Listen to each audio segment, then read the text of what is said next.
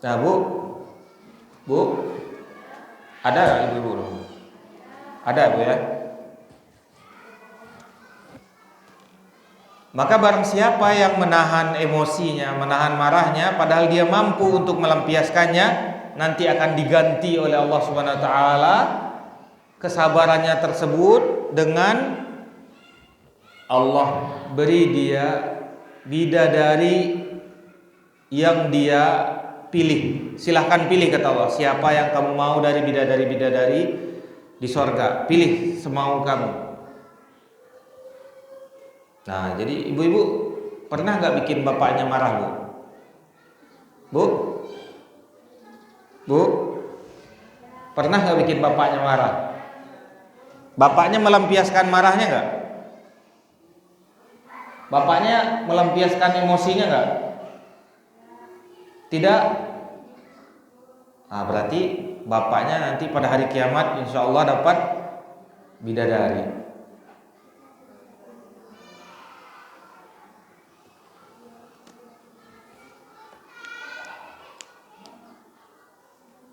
Nah, ini juga berlaku kepada ibu-ibu, kepada kaum perempuan. Kalau seandainya dia bisa atau dia sedang emosi, lalu dia bisa melampiaskan emosinya tersebut, maka Allah akan memberi dia sama persis dengan kenikmatan yang diberikan kepada laki-laki juga. Kalau laki-laki diberikan bidadari, nanti Allah akan ganti kaum perempuan dengan yang sesuai dengan kenikmatan tersebut itu juga. Tapi tidak ada diberikan suami lagi, tidak ada. Karena laki-laki perempuan itu di surga bersama suaminya di dunia. Tapi Allah mampu memberikan kenikmatan yang seperti yang diberikan kepada laki-laki tersebut juga. Kalau laki-laki kan biasanya kenikmatannya wanita, Bu. Kalau wanita kenikmatannya biasanya apa, Bu? Apa biasanya, Bu? Hah? Kalau saya tanya kepada ibu-ibu, biasanya kadang-kadang jawabnya harta, ya kan? Perhiasan. Ya nggak, Bu? Suka nggak perhiasan? Nanti di sorga melimpah perhiasan, harta, kenikmatan, makanan, semua yang diinginkan di dalam jiwa seseorang. Apa yang diinginkan jiwa ada semuanya di dalam surga tersebut. Maka Allah SWT dengan keadilan Allah Maha Adil, Allah akan memberi juga kepada wanita seperti kenikmatan yang diberikan kepada laki-laki, walaupun bentuknya tidak sama, tapi nikmatnya sama. Karena Allah, dari sifat Allah yaitu Maha Adil. Jadi jangan dikira laki-laki diberikan bidadari, perempuan dapat apa, Ustaz? Ya enggak, Bu? Perempuan tetap akan diberikan Allah kenikmatan yang sama, tapi tidak disampaikan di dalam hadis ini. Kenapa disampaikan di dalam hadis ini bidadari? Karena laki-laki yang sering bisa melampiaskan marahnya itu. Ya kan, kalau perempuan kan mau marah gimana juga, kita namanya lemah ya, Bu ya. Mau emosi kepada laki-laki juga gimana, nanti kalau suaminya membalas bahaya. Tapi kalau laki-laki dia mampu. Dia mampu dengan kekuatannya bisa melampiaskan emosinya. Tapi Allah Subhanahu wa taala akan membalas kebaikan yang sangat besar kalau dia mau menahan emosi tersebut. Ya, selanjutnya, dan ini adalah ciri-ciri seorang yang beriman sebagaimana firman Allah Ta'ala dalam surat Ali Imran,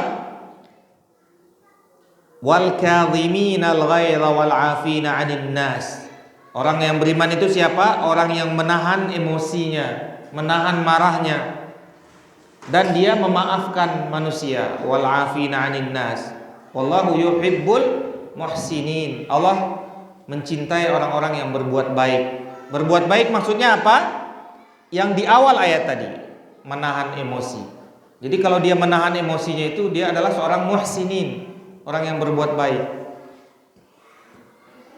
Jadi muhsinin ini bukan cuma orang yang bersedekah. Kalau di kita di Indonesia, muhsinin siapa? Orang yang banyak bersedekah. Tidak. Tidak cuma orang bersedekah yang muhsinin ini. Orang yang menahan emosinya juga muhsinin. Contohnya guru-guru di sini kalau melihat anak muridnya bandel, perasaan pengen dijewer, dijitak misalnya kan, emosi. Cuma tahan emosinya. Tahan emosinya.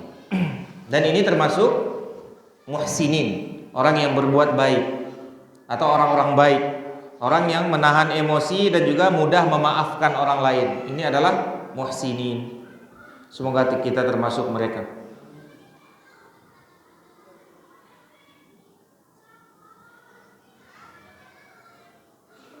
Hadis selanjutnya, an Abi Hurairah radhiyallahu anhu anna rajulan qala lin Nabi sallallahu alaihi wasallam ausini qala la taghdab. Ada seseorang datang kepada Nabi sallallahu alaihi wasallam, dia mengatakan, "Ya Rasulullah, berikanlah saya nasihat, berikanlah saya wasiat, berikanlah saya pelajaran, wejangan. Ausini, berikan saya nasihat ya Rasulullah." Kata Nabi sallallahu alaihi wasallam, "La taghdab." Jangan engkau marah. Itu nasihat. Nasihat sangat besar. Nasihat yang paling penting. La taghdab. Kenapa? Ketika orang sudah emosi, sudah marah, akalnya biasanya hilang, tertutup akalnya. Semua kejahatan terbuka. Bisa lagi memaki, mencaci, atau lagi tangannya memukul, menampar, atau dia bisa jadi nantinya akan berbuat hal-hal dosa dan maksiat yang dia tidak sadar. Jadi emosi ini pintu masuk setan. Biasanya hancur rumah tangga gara-gara emosi ini. Seorang suami bisa mentalak istrinya, atau seorang istri minta talak kepada suaminya karena lagi emosi. Nanti kalau ditunggu seminggu 2 minggu nyesal. Ya kenapa ya saya dulu emosi. Nah ini benar gak begitu? Jadi tidak boleh kita emosi. Kata Nabi SAW, la taghdab, jangan marah. Ini nasihat paling penting dari Nabi SAW, la taghdab, jangan marah. Dalam hadis lain, falakal jannah, jangan marah kamu akan masuk surga. Artinya orang di surga itu orang-orang yang tidak pemarah. Bu ibu pemarah nggak bu? Bu, ibu-ibu pemarah nggak? Gimana? Orang-orang di surga itu isinya orang-orang yang tidak pemarah. Jadi dari sekarang kita mulai belajar menahan marah, emosi. Selanjutnya dalam hadis yang ke-39 dari Abi Hurairah radhiyallahu anhu, Rasulullah SAW bersabda, "Ma yazalul bala'u bil mu'min wal mu'minati fi nafsihi wa waladihi wa malihi hatta yalqallaha ta'ala ma 'alaihi khati'ah." Akan selalu seorang beriman itu ditimpa bala dan cobaan. Bisa jadi cobaannya di dalam dirinya, sakit, susah, sedih, utang, kecewa, atau wawaladihi, atau anaknya. Ada anaknya meninggal, ada anaknya sakit, ada anaknya bandel, macam-macam. Wa malihi, atau hartanya. Ada hartanya hilang, ada hartanya kurang, ada hartanya berhutang. Hatta yalqallah, sampai dia bertemu dengan Allah. Wa ma 'alaihi khati'ah, dan dia tidak akan mempunyai lagi kesalahan. Artinya apa?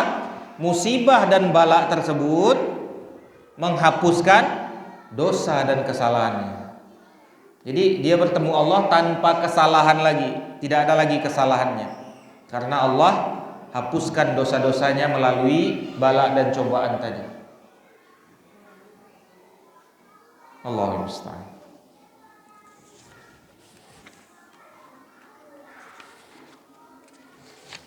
Selanjutnya hadis dari Ibnu Abbas radhiyallahu anhu, qadima Uyainah bin Hisnin fanazala ala ibni akhihi al-Hur ibn Qais wa kana minan nafar alladhina yudnihim Umar radhiyallahu anhu wa kana al-qurra'u ashab majlis Umar. ada seseorang namanya, dari sahabat namanya Uyainah ibnu Hisn. Dia minta tolong kepada saudaranya namanya Uyainah. Dia minta tolong kepada saudaranya Hur. Nama saudaranya Hur ibnu Qais. Dia ingin duduk di majelisnya Umar. Dia ingin masuk ke dalam istana atau ke dalam tempat rapat Umar bersama sahabatnya. Wa kana al-qurra'u ashabu majlisi Umar. Nah, yang Hur ibnu Qais ini adalah seorang ulama. Wa musyawaratihi, dan sering diajak bermusyawarah oleh Umar. Wa kuhulan orang yang dituakan. Kanu au syubbanan.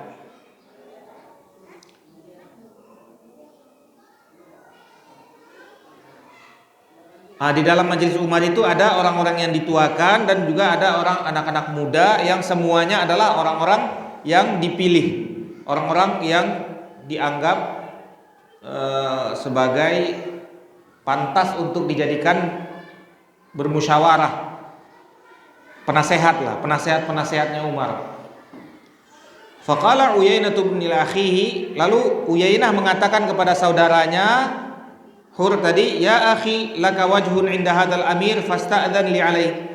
Wahai saudaraku Hur, engkau punya kedudukan di sisi Umar. Tolong minta tolong, aku ingin masuk ke dalam majelisnya, aku ingin kumpul bersama mereka.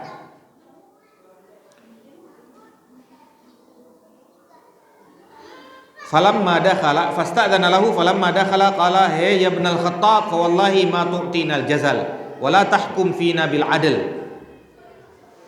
Lalu akhirnya diberikan izin oleh Umar, silakan masuk. Siapa yang mau masuk? Saudara saya atau paman saya, namanya Qais. Namanya Uyainah ibnu Hisn. Uyainah ibnu Hisn. Kata Umar kepada Hur tadi, silakan masuk. Lalu dia masuk. Ketika dia masuk, dia nyari masalah. Ngamuk dia. Dia bilang, wahai Umar, demi Allah, kamu tidak pernah memberikan kepada kami keadilan. Kamu tidak pernah berbuat baik. Kamu tidak pernah menghukum dengan hukuman yang adil. Dibilang, khalifah ini tidak adil. Khalifah enggak benar.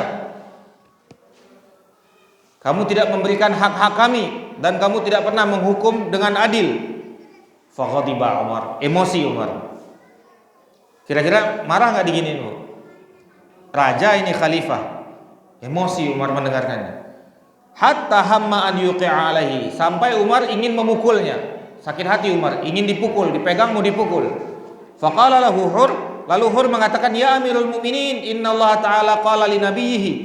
Sesungguhnya Allah mengatakan kepada nabinya, khudil afwa wa'mur bil urfi wa'arid 'anil jahilin. Berikanlah maaf dan perintahkanlah kepada kebaikan yang ma'ruf dan menjauhlah daripada orang-orang jahil. Wa inna hadza minal jahilin, dan pamanku ini orang jahil, jangan dipukul. Ini orang jahil, jangan dipukul. Fa wallahi ma jawazaha Umar. Demi Allah, Umar tidak melanjutkan emosinya. Hina talaha, ketika dia sudah mendengar Al-Qur'an. Wa kana waqqafan 'inda kitabillahi ta'ala. Dan Umar itu sangat mengagungkan Al-Quran dan dia berhenti ketika sudah dilarang oleh Al-Quran. Nah, maka ini sebagai contoh bagi kita bagaimana seorang Amirul Mukminin, sahabat Nabi SAW, pemimpin kaum muslimin, dia mampu melampiaskan emosinya, tapi dia tahan. Kenapa?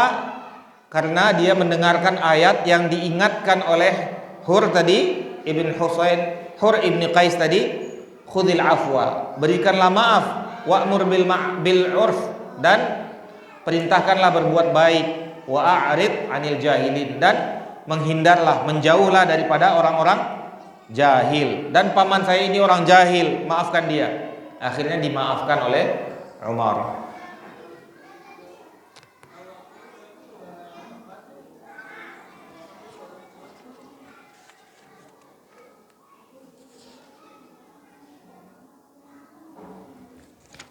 Selanjutnya hadis yang ke-51, An Ibnu Mas'udin radhiyallahu anhu anna Rasulullah sallallahu alaihi wasallam qala innaha satakunu ba'di atharah wa umurun tunkirunaha.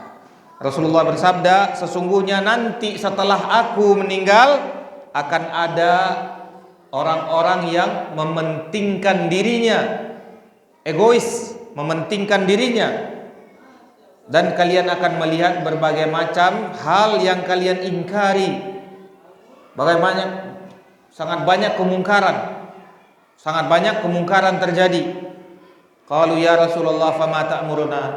Apa yang engkau perintahkan kepada kami ya Rasulullah kalau kami setelah melihat hal tersebut?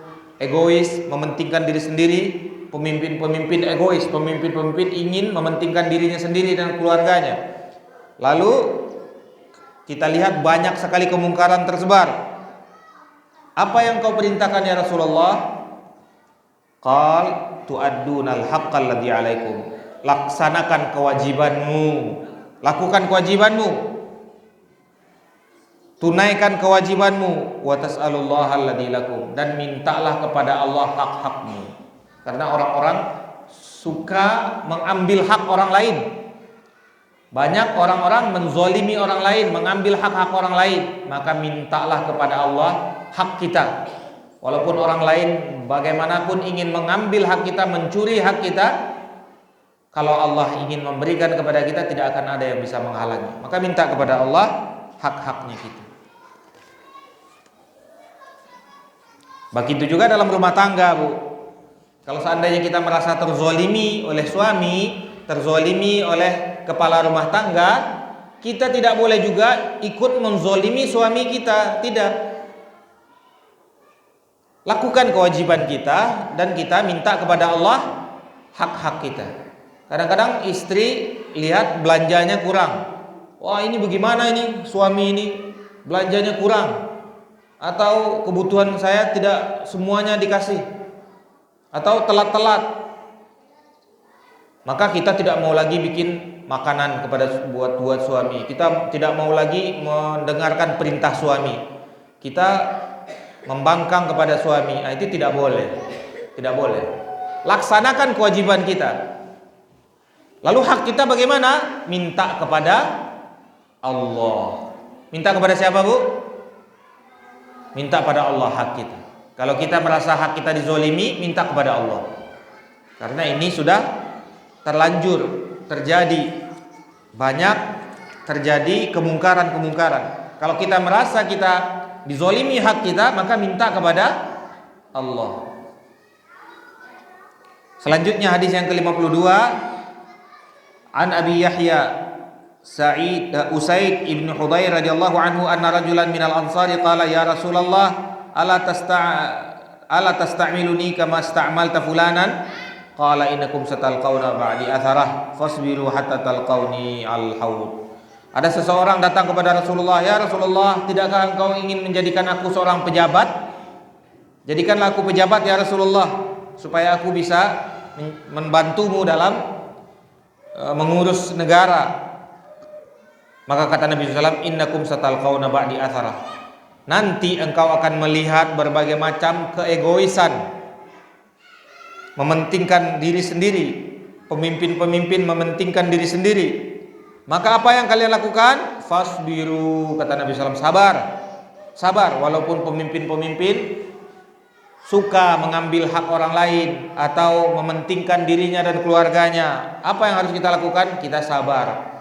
Tidak perlu kita memberontak, tidak perlu kita ngamuk, tidak. Tapi yang harus kita lakukan, sabar, kata Nabi SAW. Fasbiru, sabar, hatta talqauni alal haud, sampai kalian bertemu denganku di telaga Nabi SAW. Terakhir di bab ini, bab sabar ini, hadis yang ke-53. An Abi Ibrahim bin Abdullah bin Abi Aufa radhiyallahu anhuma anna Rasulullah sallallahu alaihi wasallam fi ba'dhi ayyamihi allati laqiya fiha al-adu intadhar. Nabi SAW ketika perang pada zamannya, Nabi SAW menunggu hatta idza malati syamsu qama fihim, sampai telah condong matahari, artinya setelah zuhur, qama, lalu Nabi SAW berdiri di hadapan pasukannya. Faqala ya ayuhan nas la tatamannau liqa'al adu. Jangan kalian berharap bertemu dengan musuh. Nah, ini seorang mukmin tidak mengharapkan musuh. Jangan mengharapkan lawan, mengharapkan musuh, mengharapkan bala, mengharapkan cobaan, mengharapkan fitnah. Tidak boleh. Kita harus minta kepada Allah afwa wal afiyah, maaf Allah dan juga kelapangan dari Allah. Minta pertolongan, kelapangan dari Allah. Jangan minta musuh, minta afiyah. Was'alullah al-afiyah, mintalah kepada Allah afiyah. Afiyah ini sehat badan. Afiyah ini juga badan keadaannya aman. Afiyah ini termasuk juga tidak ada beban. Pokoknya yang enak, minta yang enak, kenyamanan. Minta kepada Allah supaya jauh daripada kesulitan. Was'alullah al-afiyah fa idza laqitumuhum fasbiru. Tapi kalau bertemu dengan musuh, kalau datang bala, datang cobaan, datang fitnah, apa yang wajib kita lakukan? Fasbiru, sabar. Jangan minta-minta musuh, jangan minta-minta kesulitan, jangan minta-minta fitnah, jangan minta-minta cobaan, jangan minta-minta bala. Tapi kalau dia sudah datang, isbiru, sabar. Jangan kita meronta. Wa'lamu annal jannata tahta dhilalis suyuf. Ketahuilah sesungguhnya sorga itu di bawah kilatan pedang. Artinya ini bahasa kiasan. Sesungguhnya sorga itu begitu, tantangan untuk mendapatkan sorga itu begitu. Cobaan, ketakutan, musuh dan yang lain-lainnya. Sabar kita menghadapinya. Karena sorga di situ, di bawah kilatan pedang itu. Tsumma qala Nabi sallallahu alaihi wasallam, Allahumma munzilil kitab. Ya Allah yang menurunkan kitab. Wa mujris sahab, yang memperjalankan awan. Hazimil ahzab, hancurkanlah, yang menghancurkan golongan-golongan musuh. Ihzimhum, hancurkanlah mereka ya Allah, kalahkanlah mereka. Wansurna alaihim, dan tolonglah kami. Nah, beginilah ketika sudah bertemu dengan musuh, bertemu dengan bala, bertemu dengan cobaan, minta tolong kepada Allah. Unsurna ya Allah, tolong kami ya Allah, tolong kami ya Allah. Ketika sudah bertemu musuh, bertemu cobaan, bertemu bala, bertemu kesulitan, minta tolong kepada Allah. Tapi sebelum itu datang, jangan minta-minta supaya dia datang, jangan. Tapi dia pasti akan datang. Cobaan itu pasti datang. Musuh itu pasti ada. Tidak ada orang yang tidak punya musuh, nggak ada. Kalau kita baik, musuhnya orang jahat. Kalau kita jahat, musuhnya orang baik. Sama semua. Baik, kita cukupkan sampai di sini. Kalau ada pertanyaan, silakan. Sallallahu alaihi wasallam. Silakan Bu. Mikrofonnya udah di belakang. Mikrofonnya udah di belakang. Sudah.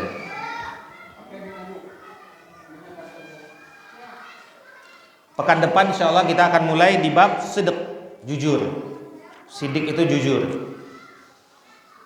Bagaimana tuntunan Nabi SAW mengajarkan kita supaya kita sidq, jujur kepada Allah, jujur kepada manusia.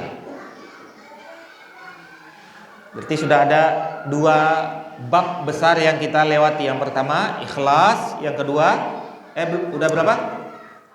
Yang pertama ikhlas, yang kedua taubat, yang ketiga sabar. Udah 3 bab. Sekarang bab keempat, bab sidq. Silakan kalau ada pertanyaan.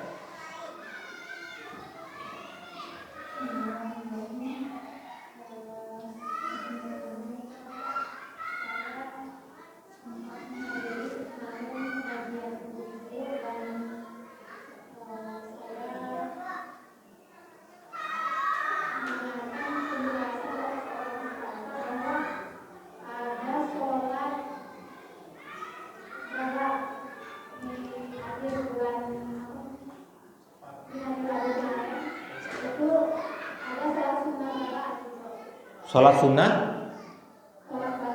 tolak bala.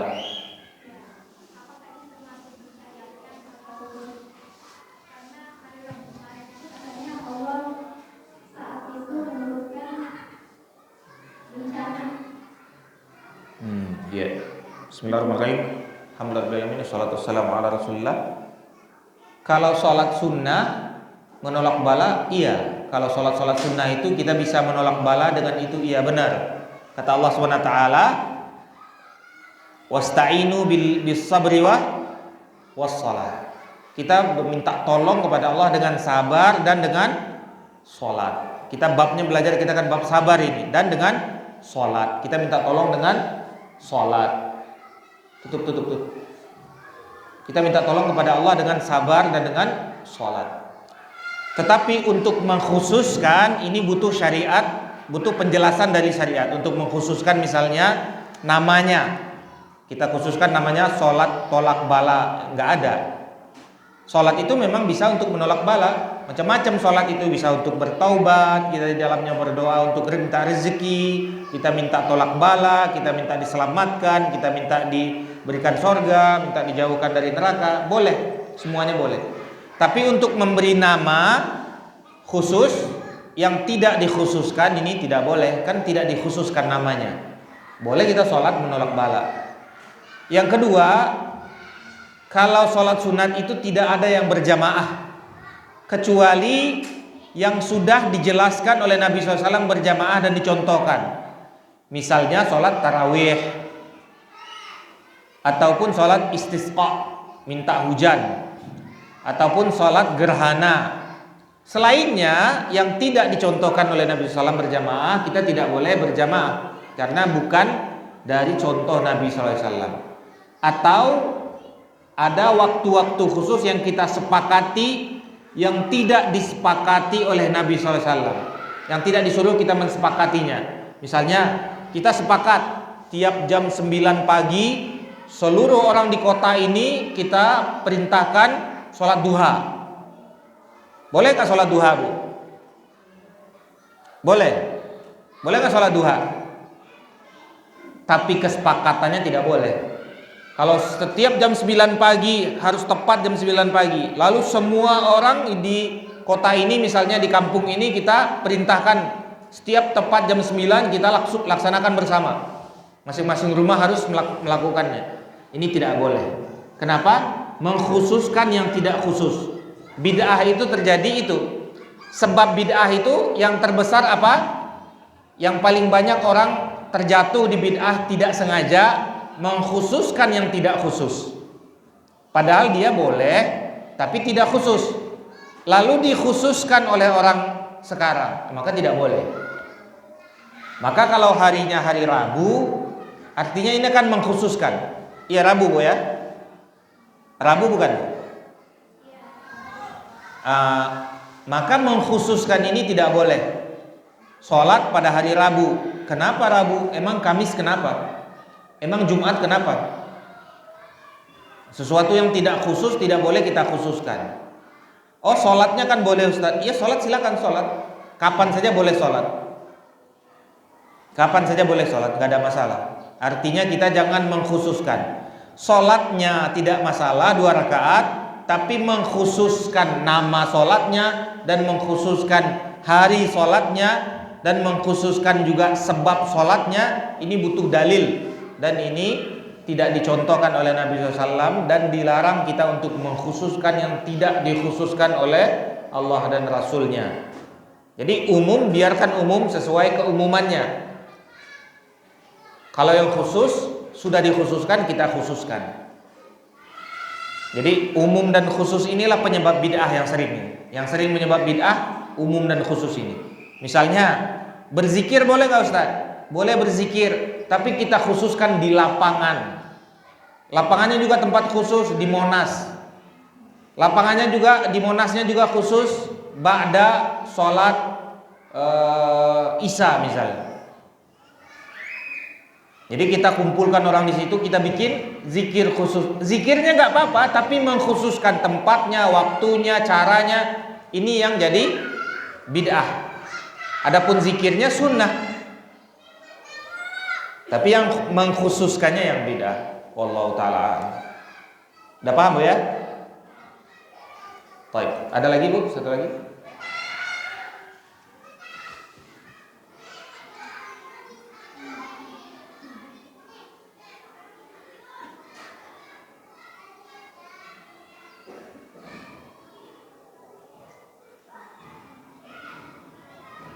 Silakan Bu.